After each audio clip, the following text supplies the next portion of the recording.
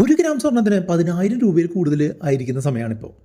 ഇപ്പോൾ ഗോൾഡിൽ ഇൻവെസ്റ്റ് ചെയ്യട്ടെ എന്ന് ചോദിച്ചുകൊണ്ട് വളരെയധികം ആളുകൾ നമ്മുടെ വാട്സപ്പ് നമ്പറായിട്ടുള്ള 8848030018 കോൺടാക്ട് ചെയ്യുന്നുണ്ട്. അത്തരം ആളുകൾക്കുള്ള ഒരു കോമൺ മറുപടിയാണ് ഇന്ന് നിങ്ങൾക്ക് തരാനായിട്ട് പോകുന്നത്. ഇപ്പോൾ ഗോൾഡിൽ ഇൻവെസ്റ്റ് ചെയ്യാൻ പറ്റിയ സമയമാണോ? അതുപോലെ നിങ്ങളുടെ പോർട്ട്ഫോളിയോയിൽ എത്ര പെർസെൻറ്റേജ് ഗോൾഡ് ഉണ്ടാവുന്നതാണ് നല്ലത്? ഇന്ത്യയിൽ നമുക്ക് ഇൻവെസ്റ്റ് ചെയ്യാൻ പറ്റുന്ന ഗോൾഡ് ഇൻവെസ്റ്റ്മെൻറ്റുകൾ ഏതൊക്കെയാണ് എന്നുള്ളത് വളരെ ക്വിക്കായിട്ട് പറഞ്ഞു തരുന്നൊരു വീഡിയോ ആണ്. ഗോൾഡ് ഇൻവെസ്റ്റ്മെൻറ്റുകളെ പറ്റിയിട്ടുള്ള മിക്കവാറും എല്ലാ കാര്യങ്ങളും നമ്മളിന്ന് സംസാരിക്കും. അതുകൊണ്ട് തന്നെ നിങ്ങൾ ഈ വീഡിയോ നിങ്ങൾക്ക് ഇഷ്ടപ്പെടാൻ സാധ്യതയുണ്ടെന്നുണ്ടെങ്കിൽ വീഡിയോ ഒന്ന് ലൈക്ക് ചെയ്തുകൊണ്ട് മുന്നോട്ട് പോകാം. അതുപോലെ നമ്മുടെ ഫിനാൻസ് സംബന്ധിയായിട്ടുള്ള വീഡിയോകൾ വളരെ സിമ്പിളായിട്ട് മനസ്സിലാകുന്ന തരത്തിൽ നിങ്ങൾക്ക് ലഭിക്കാൻ താല്പര്യമുണ്ടെന്നുണ്ടെങ്കിൽ റുപ്പി മങ്സ് ചാനൽ ഒന്ന് സബ്സ്ക്രൈബും കൂടെ ചെയ്തേക്കാം.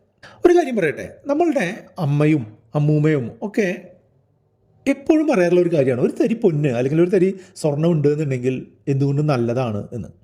ഗോൾഡ് വളരെ പ്രധാനപ്പെട്ട ഒരു അസറ്റാണ്, അല്ലെങ്കിൽ ഒരു പണ്ട് കാലത്ത് ഇപ്പോൾ ഒരു സേവിങ് ഇൻസ്ട്രുമെൻ്റ് ആയിട്ടൊക്കെ കൺസിഡർ ചെയ്യുന്നത്. അതിപ്പോൾ വിവാഹം, കുടുംബത്തിലെ ഒരു വിവാഹമാവട്ടെ, അതല്ലാന്നുണ്ടെങ്കിൽ എന്തെങ്കിലും എമർജൻസി ആവശ്യം വന്നു കഴിഞ്ഞാൽ നമ്മൾക്ക് പണം ലഭിക്കാനുള്ള ഒരു മാർഗമായിട്ടാവട്ടെ, അങ്ങനെ ഒരു അത്യാവശ്യ ഘട്ടങ്ങളിൽ ഒരു രക്ഷാ കവചം പോലെ നിൽക്കുന്ന ഒരു അസറ്റാണ് ഗോൾഡ് എന്ന് എന്തുകൊണ്ടും പറയാനായിട്ട് സാധിക്കും. അതുകൊണ്ടാണ് പണ്ടത്തെ ആളുകൾ എപ്പോഴും കുറച്ച് സ്വർണ്ണമെങ്കിലും നമ്മളുടെ വീടുകളിൽ അല്ലെങ്കിൽ നമ്മുടെ കയ്യിൽ വേണം എന്നുള്ള രീതിയിൽ പറയുന്നത്.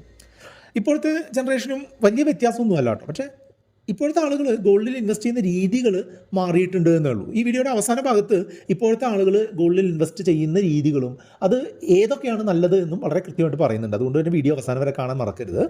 ഇപ്പോൾ ഗോൾഡിൽ ഇൻവെസ്റ്റ് ചെയ്യാൻ ശരിക്കും നല്ല സമയമാണോ അതോ മോശം സമയമാണോ എന്ന് ഞാൻ പറഞ്ഞുതരാം. ആദ്യം നിങ്ങൾ എന്താണ് വിചാരിക്കുന്നത്? ഇപ്പോൾ ഈ 10,000 രൂപ ഒരു ഗ്രാമിനൊക്കെ കൊടുത്ത് ഗോൾഡ് വാങ്ങാൻ പറ്റുന്ന ഒരു സമയമാണോ?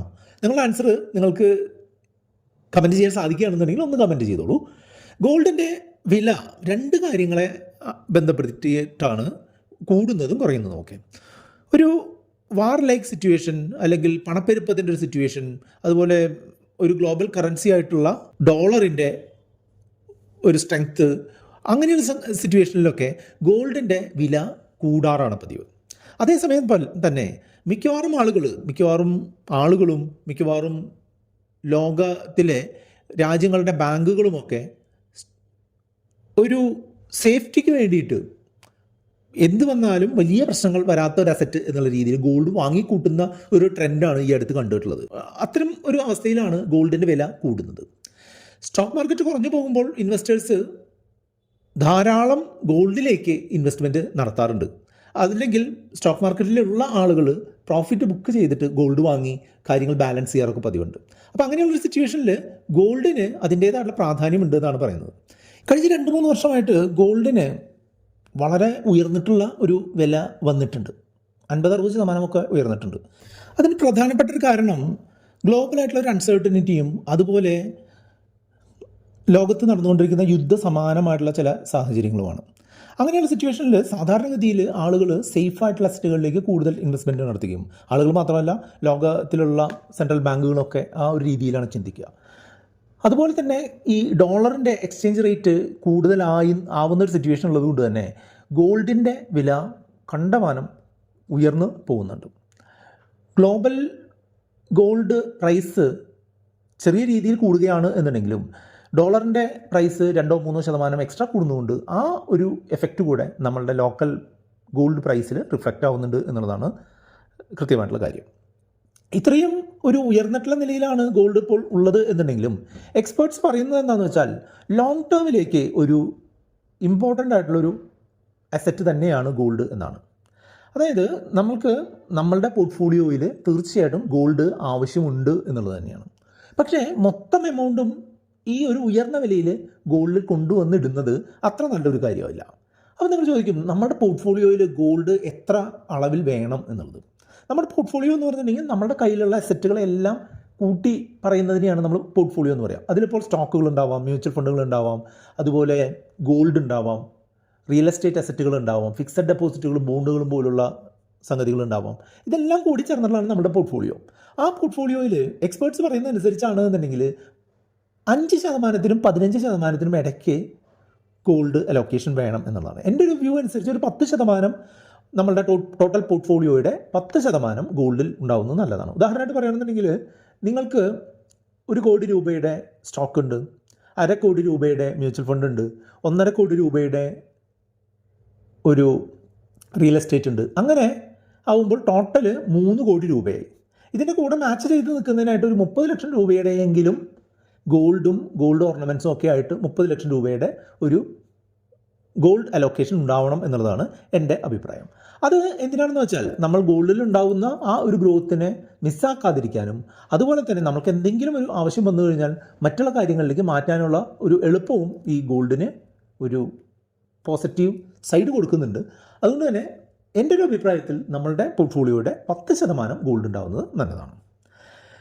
നിങ്ങൾ ഇപ്പോൾ നിങ്ങളുടെ പോർട്ട്ഫോളിയോയിൽ എത്ര ശതമാനം നിങ്ങളുടെ കയ്യിൽ ഗോൾഡ് ഉണ്ടാവും? അത് നിങ്ങളുടെ ഗോൾഡ് ഓർണമെൻറ്റ്സിൻ്റെ അളവ് കൂട്ടുന്നതും അതുപോലെ നിങ്ങൾക്ക് മറ്റെന്തെങ്കിലും ഗോൾഡ് ഇൻവെസ്റ്റ്മെൻറ്റുകൾ ഉണ്ടെങ്കിൽ അതെല്ലാം കൂട്ടി ഏകദേശം എത്ര പെർസെൻറ്റേജ് ഗോൾഡ് ഉണ്ടാവാനുള്ള സാധ്യതയുണ്ട്? ഒന്ന് മനസ്സിൽ കണക്ക് കൂട്ടി നോക്കൂ. അത് 10% താഴെയാണ് എന്നുണ്ടെങ്കിൽ നിങ്ങൾക്ക് 4 തരത്തിൽ, പ്രധാനമായിട്ടും 4 തരത്തിൽ ഇപ്പോൾ ഗോൾഡുകൾ വാങ്ങാനായിട്ട് സാധിക്കും. ഒന്ന്, ഫിസിക്കലായിട്ടുള്ള ഗോൾഡ് വാങ്ങുക എന്നുള്ളതാണ്. ഫിസിക്കലായിട്ടുള്ള ഗോൾഡ് വാങ്ങുമ്പോൾ ഒരു കാരണവശാലും ഗോൾഡ് ഓർണമെൻറ്റ്സ് വാങ്ങാനായിട്ട് പാടില്ല. ഗോൾഡ് ഓർണമെൻറ്റ്സ് വാങ്ങുമ്പോൾ നിങ്ങൾക്ക് പണിക്കൂലി, പണിക്കിഴിവ്, GST ഒക്കെ വരും. അതാണ് നമ്മുടെ ട്രഡീഷണൽ മെത്തേഡ്. നമ്മൾ നെക്ലേസ് വാങ്ങും, ബാംഗിൾസ് വാങ്ങും, വള വാങ്ങും, കമ്മൽ വാങ്ങും, ഇതൊക്കെ വാങ്ങുന്നുണ്ടെങ്കിലും അതൊരു ഇൻവെസ്റ്റ്മെൻറ്റ് എന്നുള്ള രീതിയിൽ പൂർണ്ണമായിട്ടും കൺസിഡർ ചെയ്യാൻ പറ്റില്ല. നമുക്കൊരു ഗോൾഡ് ഉണ്ട്, പക്ഷേ അത് ഒരു 1 ലക്ഷം രൂപയുടെ ഗോൾഡ് നമ്മൾ വാങ്ങുക എന്ന് പറഞ്ഞിട്ടുണ്ടെങ്കിൽ അതിന്മേൽ വീണ്ടും ഒരു 10-20%, 25% ഒക്കെ എക്സ്ട്രാ നമ്മൾ കൊടുത്തിട്ടാണ് അത് വാങ്ങുക. അതായത് 1 ലക്ഷം രൂപയുടെ ആക്ച്വൽ ഗോൾഡേ ഉള്ളൂ എന്നുണ്ടെങ്കിലും നമ്മൾ പണിക്കൂലി, പണിക്കിഴിവ്, GST എന്നൊക്കെ പറഞ്ഞ് ഒരു 25,000 രൂപ കൂടെ എക്സ്ട്രാ കൊടുക്കേണ്ടതായിട്ട് വരും. അത് വിൽക്കുന്ന സമയത്തോ നമുക്ക് ഈ 1 ലക്ഷത്തിൻ്റെ ഒരു എഫക്റ്റ് മാത്രമേ കിട്ടുള്ളൂ. അതായത് 1 ലക്ഷത്തിന് ഇന്നത്തെ വിലയിലുള്ള ഗോൾഡ് നമ്മൾ 1.25 ലക്ഷം രൂപ കൊടുത്ത് വാങ്ങിയാലും നമ്മൾ വിൽക്കുന്ന സമയത്ത് ഗോൾഡിൻ്റെ വില എത്രയാണോ അതിനനുസരിച്ച് നമുക്ക് കിട്ടുകയുള്ളൂ. അതായത് ഈ പണിക്കൂലിയും പണിക്കിഴിവും ഒക്കെ നമുക്ക് നഷ്ടം വരാനുള്ള സാധ്യതയാണ്. അതുകൊണ്ട് ഫിസിക്കലായിട്ട് ഗോൾഡ് വാങ്ങുമ്പോൾ ഒരു കാരണവശാലും നിങ്ങൾ ഓർണമെൻറ്റ്സ് ആയിട്ട് വാങ്ങരുത്. നിങ്ങൾക്ക് വാങ്ങുന്നത് നിങ്ങൾക്ക് എന്ത് വാങ്ങാം? ഗോൾഡ് കോയിൻസ്, ഗോൾഡ് ബാറുകൾ പോലുള്ള സംഗതികൾ വാങ്ങാം. അങ്ങനെ വാങ്ങിയാലും നിങ്ങൾക്ക് ഇത് സേഫായിട്ട് സൂക്ഷിക്കാനുള്ള പ്രശ്നങ്ങളുണ്ട്, അല്ലെങ്കിൽ നിങ്ങൾ ലോക്കർ റെൻറ്റ് ചെയ്യാനുള്ള കാര്യങ്ങളൊക്കെ ചെയ്യേണ്ടതായിട്ട് വരും. അങ്ങനെ 2-3 പ്രശ്നങ്ങൾ ഈ ഫിസിക്കൽ ഗോൾഡ് വാങ്ങുന്നവർക്കുണ്ട്. ആ ഫിസിക്കൽ ഗോൾഡ് വാങ്ങാൻ താല്പര്യമില്ലാത്ത ആളുകൾക്ക് പറ്റുന്ന മറ്റ് 2 ഇൻസ്ട്രുമെൻറ്റ്സ് ആണ് ഗോൾഡ് ETF എന്നുള്ളതും ഗോൾഡ് മ്യൂച്വൽ ഫണ്ട് എന്നുള്ളതും. ഗോൾഡ് ETF എന്ന് പറഞ്ഞിട്ടുണ്ടെങ്കിൽ നമ്മൾ സ്റ്റോക്ക് എക്സ്ചേഞ്ചിൽ സ്റ്റോക്കുകളിൽ നിക്ഷേപിക്കും ഒക്കെ ചെയ്യുന്ന ആളുകളുണ്ട്. ആ ആളുകൾക്ക് സ്റ്റോക്ക് എക്സ്ചേഞ്ച് വഴി തന്നെ സ്വർണ്ണത്തിൽ നിക്ഷേപിക്കാൻ പറ്റുന്ന ഒരു സംഗതിയാണ്. ചെറിയ എമൗണ്ട്, ഒരു 50 രൂപ അല്ലെങ്കിൽ 100 രൂപയൊക്കെ കൊടുത്ത് ഗോൾഡ് ETF നമുക്ക് വാങ്ങാനായിട്ട് സാധിക്കും. ആ ഗോൾഡ് ETF ആ ഗോൾഡിൻ്റെ മാർക്കറ്റ് വിലയ്ക്ക് അനുസരിച്ച് കൂടുകയും കുറയുകയൊക്കെ ചെയ്യും. പക്ഷേ ഇതിൽ ഇൻവെസ്റ്റ് ചെയ്യാനായിട്ട് നിങ്ങൾക്ക് ഡിമാറ്റ് അക്കൗണ്ട് വേണ്ടി വരും. ഇനി ഡിമാറ്റ് അക്കൗണ്ട് ഇല്ലാത്ത ആളുകൾക്ക് ഓൺലൈനായിട്ട് നമുക്ക് ഗോൾഡ് വാങ്ങുന്നതിനായിട്ടുള്ള നല്ലൊരു ഓപ്ഷനാണ് ഗോൾഡ് മ്യൂച്വൽ ഫണ്ടുകൾ. ഗോൾഡ് മ്യൂച്വൽ ഫണ്ടുകൾ എന്ന് പറഞ്ഞിട്ടുണ്ടെങ്കിൽ നമ്മൾ സാധാരണ മറ്റുള്ള മ്യൂച്വൽ ഫണ്ടുകൾ കാണുന്ന രീതിയിൽ തന്നെ പ്രവർത്തിക്കുന്ന, എന്നാൽ ഗോൾഡുമായിട്ട് ബന്ധപ്പെട്ടിട്ടുള്ള ഇൻവെസ്റ്റ്മെൻറ്റുകൾ മാത്രം നടത്തുന്ന മ്യൂച്വൽ ഫണ്ടുകളാണ് ഈ ഗോൾഡ് മ്യൂച്വൽ ഫണ്ടുകൾ. ഈ ഗോൾഡ് മ്യൂച്വൽ ഫണ്ടുകളിൽ നമ്മൾ ഇൻവെസ്റ്റ് ചെയ്യുമ്പോൾ നമ്മൾക്ക്, ഞാൻ നേരത്തെ പറഞ്ഞ ഈ ഗോൾഡ് ETF-ലേക്കാണ് പ്രധാനമായിട്ടും നിക്ഷേപം പോകുന്നത്. അതുപോലെ ചില മ്യൂച്വൽ ഫണ്ടുകൾ ഫിസിക്കൽ ഗോൾഡിലും അല്ലെങ്കിൽ ഗോൾഡ് മൈനിങ് കമ്പനികളിലൊക്കെ നിക്ഷേപിക്കുന്ന മ്യൂച്വൽ ഫണ്ടുകളും ഉണ്ട്. പ്രധാനമായിട്ടും നമ്മൾക്ക് ഇപ്പോൾ 100 രൂപ മുതലൊക്കെ ഓരോ മാസവും ഗോൾഡ് നിക്ഷേപിക്കണമെന്നുണ്ടെങ്കിൽ ഏറ്റവും നല്ല മാർഗ്ഗം എന്ന് പറഞ്ഞിട്ടുണ്ടെങ്കിൽ ഗോൾഡ് മ്യൂച്വൽ ഫണ്ടുകളിൽ നിക്ഷേപിക്കുക എന്നുള്ളതാണ്. ഇതിനപ്പോൾ ഡിമാറ്റ് അക്കൗണ്ട് ഒന്നും വേണ്ട. അവരുടെ ആധാർ കാർഡും പാൻ കാർഡും ഒക്കെ ഉള്ള ആളുകളാണെന്നുണ്ടെങ്കിൽ KYC ചെയ്തുകൊണ്ട് ഗോൾഡ് മ്യൂച്വൽ ഫണ്ടുകളിൽ നിക്ഷേപിക്കാം. ഇതിനും മികച്ച ഒരു ഓപ്ഷൻ ഉണ്ടായിരുന്നു. അതിൻ്റെ പേര് സോവറിൻ ഗോൾഡ് ബോണ്ട് എന്നാണ്. 4ാമത്തെ ഓപ്ഷനായിട്ട് പറയുന്ന ഈ സോവറിൻ ഗോൾഡ് ബോണ്ട് ഏറ്റവും മികച്ച ഓപ്ഷനായിരുന്നു എന്ന് പറയാൻ കാരണം എന്താണെന്ന് വെച്ചാൽ ഗോൾഡിൻ്റെ അന്നത്തെ വിലയ്ക്കനുസരിച്ച്, ആ സമയത്തെ വിലയ്ക്കനുസരിച്ചുള്ള ഗോൾഡ് നമുക്ക് വാങ്ങാം. ഈ ഗോൾഡ് 8 വർഷം കാലാവധിക്ക് ശേഷം ഇത് അന്നത്തെ വിലയ്ക്ക് ഗവൺമെൻറ് തിരിച്ചെടുക്കും. അതുപോലെ തന്നെ ഓരോ വർഷവും ഈ ഗോൾഡ് ബോണ്ട് നമ്മൾ വാങ്ങിയതിന് ആ വാങ്ങിയ വിലയുടെ 2.5% ഇൻട്രസ്റ്റും കിട്ടും. ഇങ്ങനെ ഒരു മികച്ച സ്കീമായിരുന്നു സോവറിൻ ഗോൾഡ് ബോണ്ട്. പക്ഷേ അത് ഗവൺമെൻറ് നഷ്ടമാണ് എന്നുള്ളതുകൊണ്ട് തന്നെ സോവറിൻ ഗോൾഡ് ബോണ്ട് നിർത്തി. അപ്പോൾ എൻ്റെ അഭിപ്രായത്തിൽ നിങ്ങൾക്ക് സ്റ്റോക്ക് മാർക്കറ്റിൽ നിക്ഷേപമുള്ള ആളുകളാണെങ്കിൽ ഗോൾഡ് ETF-ൽ നിക്ഷേപിക്കാം. സ്റ്റോക്ക് മാർക്കറ്റിൽ നിക്ഷേപം ഇല്ലാത്ത ആളുകൾക്ക് ഗോൾഡിൽ നിക്ഷേപിക്കാൻ താല്പര്യമുണ്ട്, ചെറിയ എമൗണ്ട് മാത്രമേ ഇൻവെസ്റ്റ് ചെയ്യാൻ ഉദ്ദേശിക്കുന്നുള്ളൂ എന്നുണ്ടെങ്കിൽ ഗോൾഡ് മ്യൂച്വൽ ഫണ്ടിൽ നിക്ഷേപിക്കാം. ഫിസിക്കൽ ഗോൾഡായിട്ട് വാങ്ങുകയാണെന്നുണ്ടെങ്കിൽ ഇപ്പോൾ നിങ്ങൾക്ക് ഗോൾഡ് കോയിനോ ഗോൾഡ് ബാറുകളോ ഒക്കെ വാങ്ങാം. ഈ സോവറിൻ ഗോൾഡ് ബോണ്ട് നിർത്തിയത് കൊണ്ട് നമുക്ക് ഇപ്പോൾ ഏറ്റവും നല്ല ഓപ്ഷനായിട്ടുള്ള അത് വാങ്ങാനും സാധിക്കില്ല. നിങ്ങൾ എങ്ങനെയാണ് ഗോൾഡിൽ ഇൻവെസ്റ്റ് ചെയ്യാറ്? താല്പര്യമുണ്ടെന്നുണ്ടെങ്കിൽ അതൊന്ന് കമൻറ്റായിട്ട് അറിയിക്കുക.